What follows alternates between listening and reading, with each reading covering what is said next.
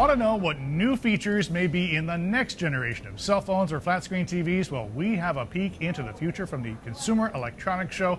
Tech journalist Paul Hochman joins us from Las Vegas. Hi there, Paul. Hello, sir. How are you? I'm doing very well. What's getting the most buzz and who are the innovators this year? I'll tell you what, the most buzz is coming from some very unexpected places, at least from my perspective.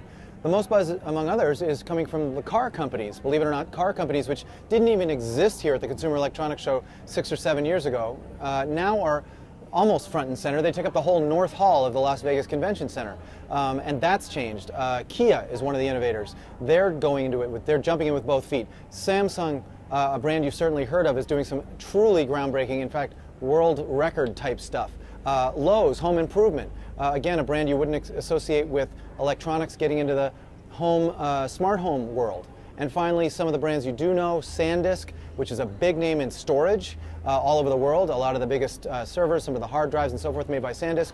Well, guess what? They're making a very tiny device which is changing everybody's life in the car. So those are the big companies and the big trends. So let's talk a little bit about smartphones. Increasingly we have them. What's the latest in those? Smartphones themselves have become, in essence, almost indistinguishable from computers. They have processors in them. In some cases, dual core, two brains that work at once. I could use that. But basically, smartphones that can do what computers can mean that the apps that you download to them can control lots of things at once.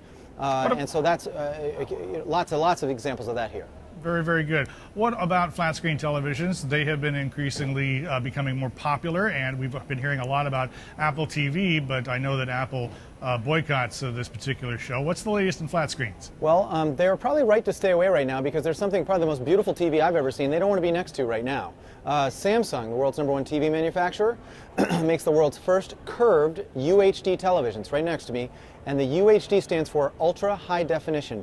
It is 4 times the resolution of the highest resolution television in existence right now.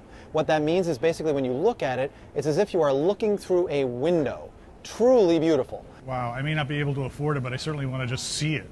But we've also heard a lot about the connected home in the last few years. What's the very latest on that? That's right. I mentioned Lowe's Home Improvement. Now, a lot of people are doing connected home devices that allow you to control things from afar.